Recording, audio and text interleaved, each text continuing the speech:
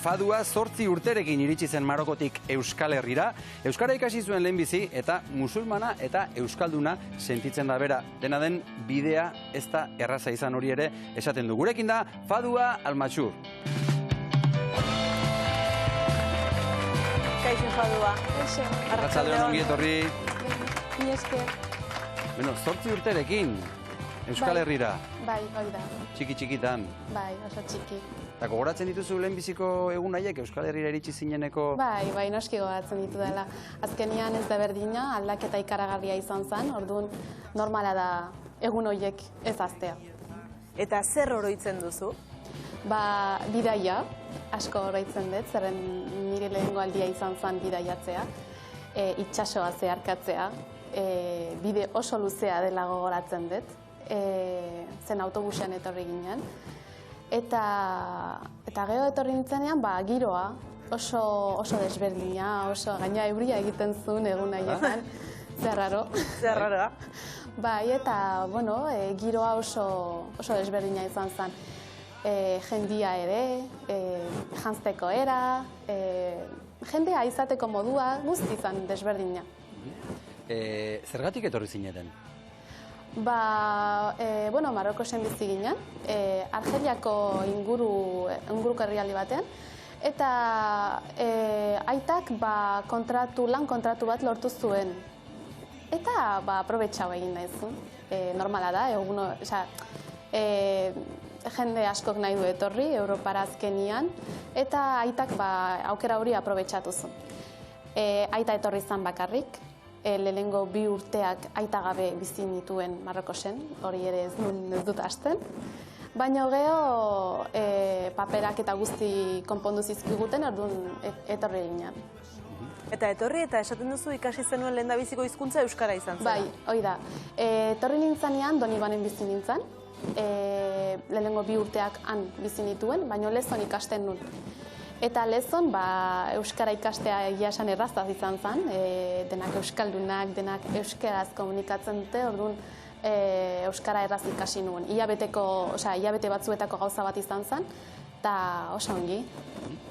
Eta euskarak lagundu dizu zuri, ez dakit, hemengoagoa sentitzen, bertakoagoa sentitzen, ze askotan hizkuntza bat ikasteak ere lagundu egiten du, ez da, herrialde bat hobeto ezagutzen eta bertako jendeetara gerturatzen. Bai, noski, asko laguntzen du azkenian euskaldunekin hitz egitea, batez ere, euskaldunekin hitz egitea gaztelan hitz egiten baduzu, como ya una inmigrante más, baina euskararekin komunikatzen bazea esaten du, euskara dakizu, nola dakizu, nola ikasi duzu euskara? Olako genuak egiten dituzko, eta orduan errazago egiten zait euskaldunengan gerturatzea. Orduan hori edozeinik gomendatuko zenioke ez da? Hemengoagoa sentitzeko euskara ikasi dezala? Zuk egin duzu bezala? Claro. Nik uste dut ez duela horrela izan behar. Azkenean hizkuntza ez da dena.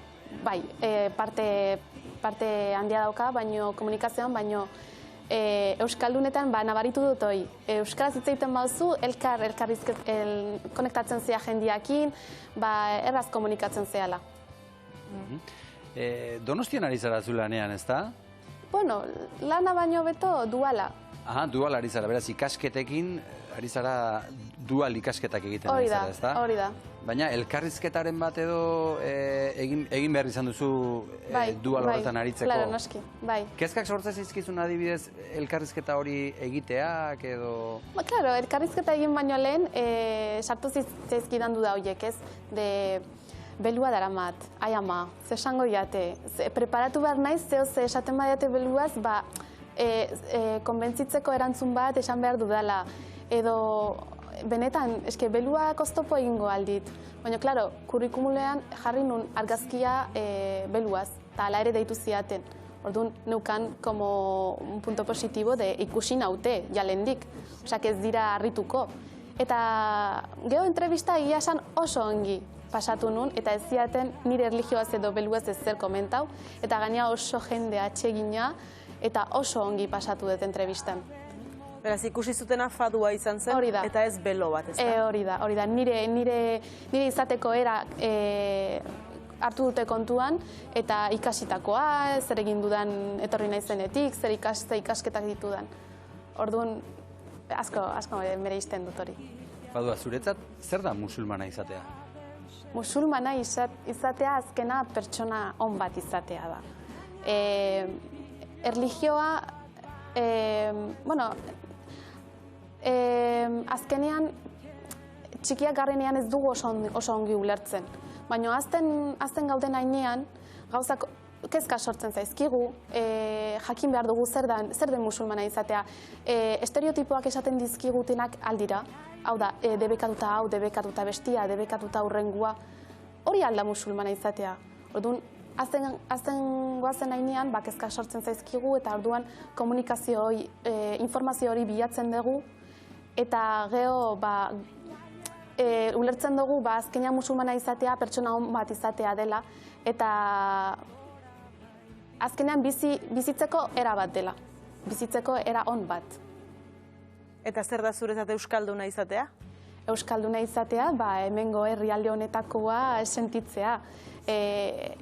Euskaldun kultura edukitzea, lagun euskaldunak edukitzea, giroa, sentitzea zu badakizula zer den hemen bizitzea, eta ez arraro sentitzea, hori da niretzat euskalduna izatea. Erlijio musulmana gertutik bizi duzu, serio hartzen duzu, zer da zuretzat? Karo, nire etxean serio hartzen da, oso serio, oso praktikantea, ni naiz, eske musulmana izateko praktikantea izan bartzea, noski, baina badago jendea esaten duena praktikantea ez dela, baina musulmana sentitzen dela. Orduan, nire ustez, musulmana izateko praktikantea izan bartzea, eta etxean hori asko nabarmentzen dugu. Etxean betikoa ez, otoitzak, zein ramadana adibidez, sakrifikazio egunak eta guzti horiek praktikatzen dugu, eta saiatzen dugu ahalik eta hobekien eramaten. Batez ere azkenan gu gazteok ez, hemen hasi giganak eta guzti. Igual gurasoentzat errazago da, zerren ohituta daudelako, beraien Marrokosen horrela bizi dutelako, baina gu saiatzen dugu ahalik eta hobekien eramaten. Eta zure lagunak, zure inguruan, baduzu baita ere musulmana den lagunik, pertsonarik? Bai, ni lagun asko ditut. Bai, musulmanak eta ez musulmanak, bai.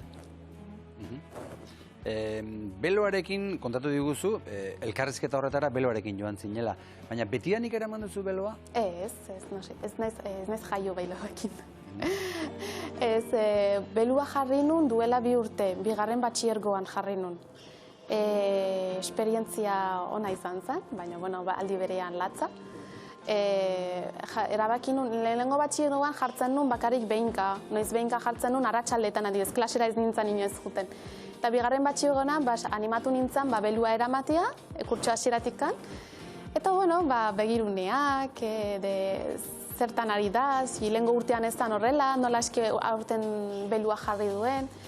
Eta horrelako begirunek jaso nituen, komentario horik ez, komentario txartorik ez, eta baita ere sentitu nun jendea arraro begiratzen zitzaidala eta nigandik pixkat urruntzen zela.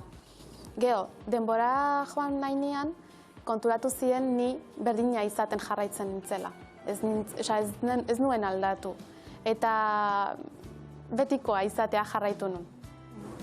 Gero landuko dituzu Maitanerekin agian galdera mingarriak, zein izan daitezken eta zein ez, baina esate baterako galdera hau egin izana, beloari buruz galdetu izana, zurezat mingarri izan daiteke edo molestatzen dizun zerbait da? Depende.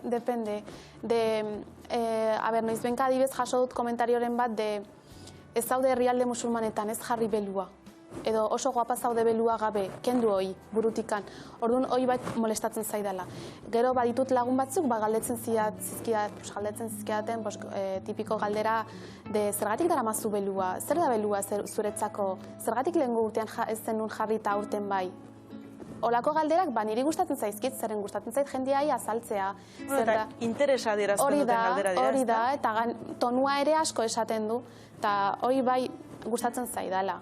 Gero beste komentarioak ja hori. Tira, hasi gara gu, baina agian Maitanek jarraituko du zurekin. Guztiok ere jakin dezagun galdera mingarriak zein izan daitezken, eta zer nola esan behar dugun, ezta? Hartuko zuleko Maitaren Bale. ondoa? Ea, ba, hortxe. Ni esker. Zoragarri. Maitaren eskuetan uzten zaitu. Kaixo. Kaixo, Fadua, kaixo, Shukran. Afuen.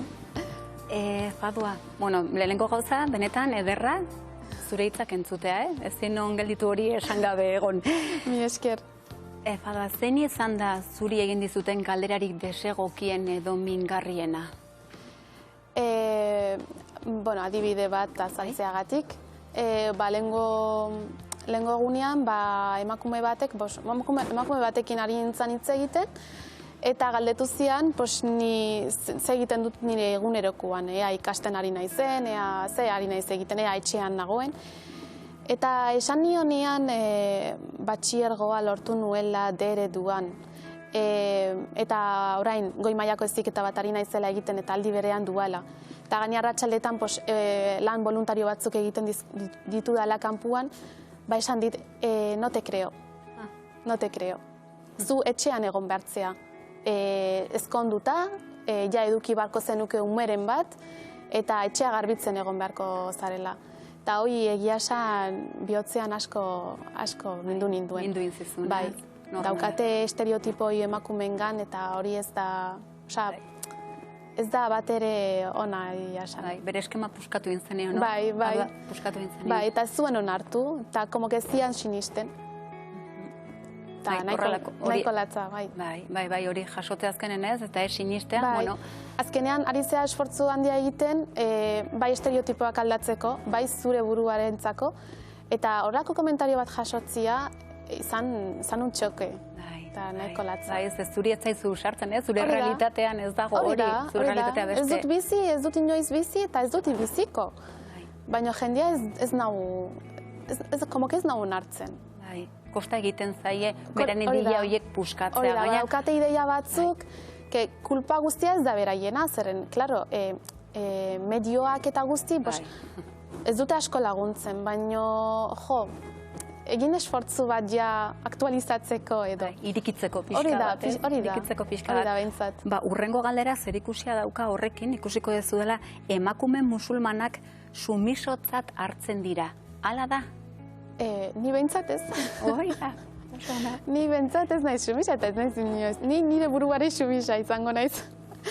Erantzun ona, oso ona. Zure buruarena. Badaude estereotipoak, bai. Baina hori esango nuke, erlijioarekin konektatua egon beharrian, hori esango nuke kulturarekin dagoela elkartuta. Horregatik nik asko nabarmentzen dut erlijioa eta kulturaren arteko desberdintasuna. Kultura gauza bat da, eta erlijioa beste gauza bat da. Ez dira elkartu behar nik uste. Erlijioak guztiz kontrakua esaten du. Erlijioak asko demostratzen du emakumeengan izan behar den errespetua. Derecho esan dezakegu askoz gehiago dituela gizonak baino. Hori da, eskubide askoz gehiago ditu gizonak baino. Kulturak berriz ez, kulturak dena zapuzten du. Dena, claro, badaude kultura honak, kulturaren kontzeptu batzuk, politak, jakiteko eta guzti, baina, claro, como que sumisa bezala uzten dituzte emakumeak, eta hori jakin behar da kultura dela eta ez dela erlijioarekin elkartu behar. Eskerrik asko, aklarazio egiteagatik antza, askotan nahastu egiten ditugu kontzeptuak, eta hau da, eta ez behitu, erlijioak hau esaten du, kulturak beste hau. Hori da, kultura beste gauza bat da. Eta bai, kultura arabiarra pixkat zaila da, batez ere emakumeengan. Pixkat eduki da, sigloetatik eduki den gauza bat, eta aldatzeko oso zaila. Baina islama berriz beste mundu bat da. Eta zuri erasotu edo irendu izuten noiz baitean musulmana izategatikan, Fadua? Hori esan dakua, ez onartzia ni musulmana izan naitekela, euskalduna, langilea, ikasle ona, hori isnistea zaila da.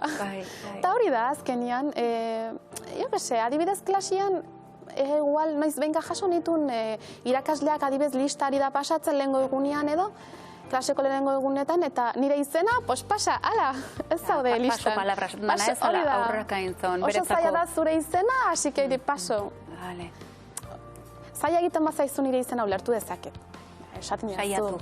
diazu, hori da, saiatu, que a mi man llama de todo, pero que saiatu, nahiago dut gaizki deitzia. Esatea, hori da. Hori da, Bai. ez deitzea baino. Bai. Eta hori, bestela galdetu, nola aizu, nola pronuntziatzen da zure izena, eta nik askoz, osea... Eta zuretzako more hitza? Hori da, depende ze tonutan. Forma, ez? Bai. Eta askotan esaten duguna ez da hitza, Hori da. nola esaten Nola dugun. esaten den, hori da, azkenean hori da. Osea, lagunekin bai esaten dugu, normal. Nik ere zehoze esan diozaioket. Bai, beraiei, ez? Hori da. Eta beraiek niri, pues hori, punto horretan daukate, como ese de donde tirar. Eta hemen, zergatik edo zertarako daramazu beloa? Bai, pues erlijio bat jarraitzen dudalako. Azkenean ni aukeratu dut islama, eta islamak zer esaten du? Ba, gauza asko, esaten du pertsona ona izan bartzalela, jendeari lagundu behar duzula, pobreei dirua eman, elikagaiak eman ez daukatenei, eta azkenean hoi, baita ere esaten du, emakumea belua eraman behar duela adibidez. Eta zuk islama erlijiokoa izan nahi baduzu, alduzun guztia bete beharko duzu. Eta gu askotan eskubide guztia daukagu ez, norbaitek hau galdetzen digunen esateko, ez erantzuteko, ze zure intimitatearen zati bat da. Eta ez daukazu justifikatu beharrik. Bai. Zergatik egiten dugun gauza bat, zuk ez diazun esaten baiten ez zergatik eramatzazuzuk takoiak, ez? Hori da, azkenean. Aldera berdina da, ez? Bakarrik konotazioan jartzen diogula, ez? Bai. Eta horregatik. Hori da. Fadua, sukran, Afuen. eskerrik asko, zarpetxonegatik eta hainbeste argibide emateagatik, niri baliogarria benetan. Mi esker, Zuri, pozten naiz. zuri, esker.